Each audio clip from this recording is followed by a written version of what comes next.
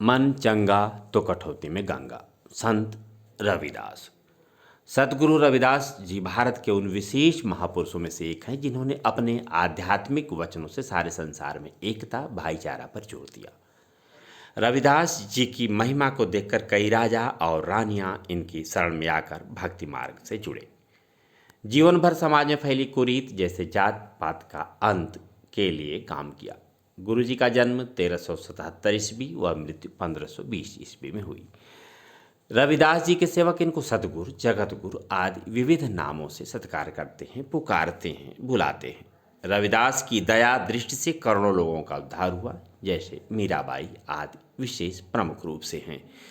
गुरु रैदास का जन्म काशी में माघ पूर्णिमा के दिन रविवार को संवत 1433 ईस्वी को हुआ था। उनके जन्म के बारे में एक दोहा प्रचलित है। 14 से 33 की माघ सुदी 15 दुखियों के कल्याण हित प्रगटे श्री रविदास। उनके पिता रघु व माता का नाम घुरविनिया था। उनकी पत्नी का नाम लोना था।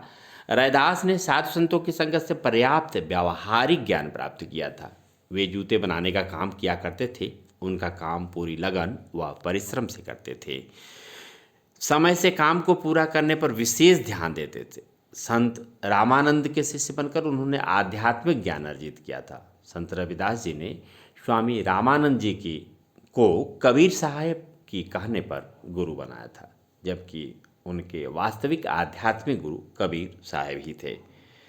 उनकी समयानुपालन की प्रवृत्ति व मधुर व्यवहार के कारण उनके संपर्क में आने वाले लोग भी बहुत प्रसन्न रहते थे। प्रारंभ से ही रविदास जी बहुत परोपकारी व दयालु थे। दूसरों की सहायता करना उनका स्वभाव बन गया था। साधु संतों की सहायता करने में उनको विशेष आनंद मिलता था। वे उन्हें प्रायः मूल्य लिए बिना जूते भेंट कर दिया करते थे। उनके स्वभाव के कारण उनके माता पिता उनसे अप्रसन्न रहते थे। कुछ समय बाद उन्होंने रविदास व उनकी पत्नी को अपने घर से अलग कर दिया। रविदास पड़ोस में ही अपने लिए एक अलग झोपड़ी बनाई, जूता बनाने का काम करने लगे और शेष समय ईश्वर भजन साधु संतों के सत्संग में व्यतीत करते थे। उनके जीवन की छोटी छोटी घटनाओं से समय तथा वचन के पालन संबंधी उनके गुणों का पता चलता है। एक बार एक पर्व के अवसर पर पड़ोस के लोग गंगा स्नान के लिए जा रहे थे। रैदास के शिष्यों में से एक ने उनसे भी चलने का आग्रह किया, तो वे बोले, गंगा स्नान के लिए मैं अवश्य चलता, किंतु गंगा स्नान के लिए जाने पर मन यहाँ लगा रहेगा तो पुण्य कैसे प्राप्त होगा। मन जो काम करने के लिए अंतःकरण से तैयार हो वही काम करना उचित है। मन सही है तो इसे कठौते के जल में ही गंगा स्नान का पुण्य प्राप्त हो सकता है। कहा जाता है कि इस प्रकार के व्यवहार के बाद से ही कहावत प्रचलित हो गई कि मन चंगा तो कठौती में गंगा। रैदास ने ऊंच नीच की भावना, ईश्वर भक्ति के नाम पर किए जाने वाले विवाद को सारहीन व निरर्थक बताया और सबको परस्पर मिलजुल कर प्रेम पूर्वक रहने का उपदेश दिया। वे स्वयं मधुर भक्तिपूर्ण भजनों की रचना करते थे, उन्हें भाव विभोर होकर सुनाते थे। उनका विश्वास था कि राम, कृष्ण, करीम, राघव आदि सब एक ही परमेश्वर के विविध नाम हैं।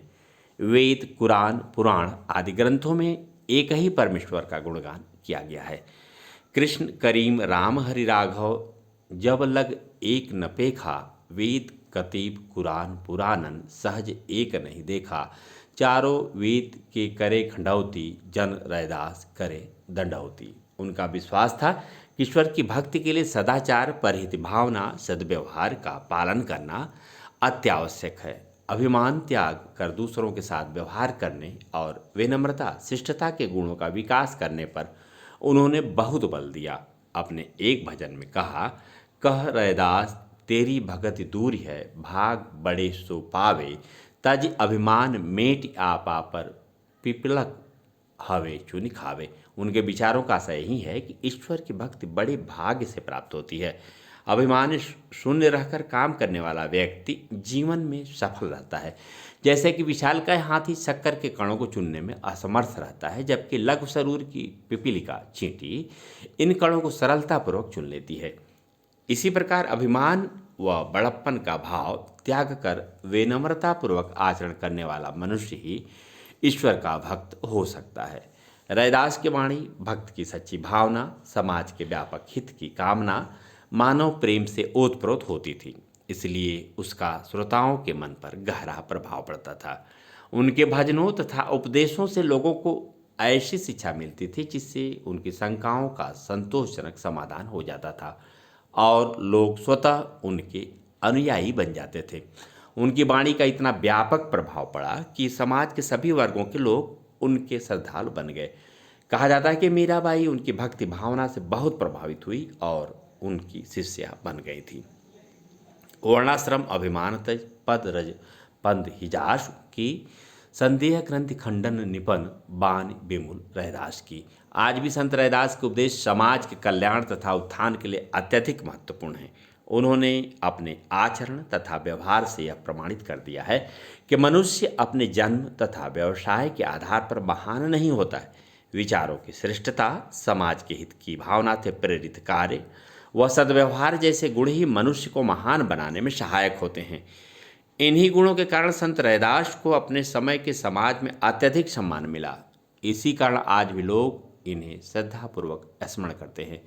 रैदास के 40 पद गुरु ग्रंथ साहब में मिलते हैं, जिसका संपादन गुरु अर्जुन सिंह देव ने 16वीं सदी में किया था। मनचंगा तो कठौती में गंगा, जाति जाति में जाति है जो केतन के पात, रैदास मनुष्य ना जुड़ सके जब तक जाति न जात, मनचंगा तो कठौती में गंगा।